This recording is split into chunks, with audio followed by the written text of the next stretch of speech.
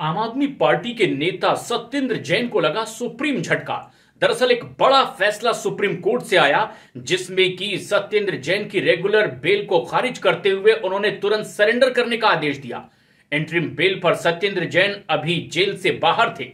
दरअसल स्वास्थ्य कारणों की वजह से उन्हें यह अंतरिम जमानत 6 महीने के लिए दी गई थी उपचार के लिए, जो वक्त के साथ बढ़ती चली जा रही थी। लेकिन पिछले तकरीबन 10 महीने से वो जेल से बाहर थे, लेकिन सुप्रीम कोर्ट का फैसला आया कि उन्हें तुरंत सरेंडर करना होगा। दरअसल मामला था साल 2015 से 2017 के बीच का, जब सीबीआई ने एक मामला दर्ज किया और इसमें हवाला के जरिए पैसे लेकर के शेल कंपनियों में पैसा डालने का आरोप लगा। सत्येंद्र जैन डायरेक्ट इनडायरेक्ट इन कंपनियों से जुड़े हुए थे। कुछ के डायरेक्टर थे तो कुछ में शेयर्स की मात्रा होने के बावजूद उनके पास सीधा कनेक्शन देखा गया। ऐसे में बताया यह गया कि ईडी ने मामला दर्ज किया, हवाला के जरिए इन शेल कंपनियों में पैसा आया है जिसका इस्तेमाल आम आदमी पार्टी के नेता सत्येंद्र जैन ने अपने कुछ कर्ज चुकाने के लिए किया, तो कुछ से संपत्ति भी खरीदी थी। और ऐसे में जब यह पूछा गया तफ्तीश में कि यह पैसा कहां से आया, तो जांच एजेंसियों का मानना है कि उसका सही जवाब नहीं मिल पाया और आखिरकार मामला उन पर दर्ज हुआ था। मामला कोर्ट में गया, लंबी सुनवाई हुई और इस पूरे मामले में कोर्ट में भी सही जवाब सत्येंद्र जैन की ओर से नहीं दिया गया। दरअसल बताया यह गया कि कुछ कंपनियों पर शिकंजा कसा जा रहा था सरकार के आदेश के बाद, जिन पर डाउट था कि ये शेल कंपनियां यानी फर्जी कंपनियां हैं।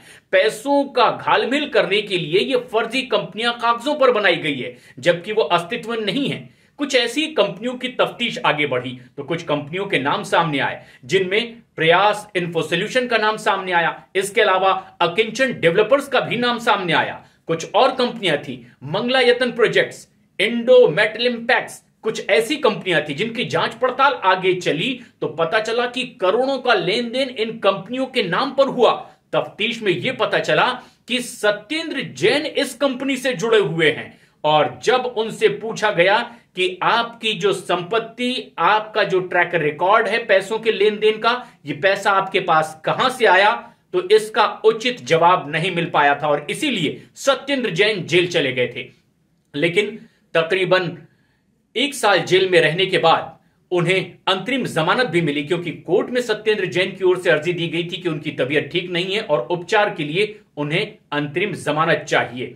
हालांकि 6 हफ्ते के लिए यह अंतरिम जमानत कोर्ट की ओर से उन्हें मिली थी, लेकिन वक्त वक्त पर यह जमानत आगे बढ़ती चली गई उनकी अर्जी के अपील को सुनवाई करने के बाद। लेकिन अब जबकि एक बड़ा फैसला आया है इस पूरे मामले में, कोर्ट ने दोषी पाया और उन्होंने कहा है कि आपको तुरंत जेल जाना होगा। और ऐसे में जबकि सत्येंद्र जैन ये नहीं बता पाए थे कि आखिर उनके पास ये पैसा कहां से आया था, तफ्तीश में उन पर दोष साबित हुआ और सुप्रीम कोर्ट ने अब उनकी ना सिर्फ ये रेगुलर बेल की अर्जी खारिज की है, बल्कि उन्हें तुरंत सरेंडर करने के लिए भी कहा है। और ये आम आदमी पार्टी के लिए एक बड़ा झटका है।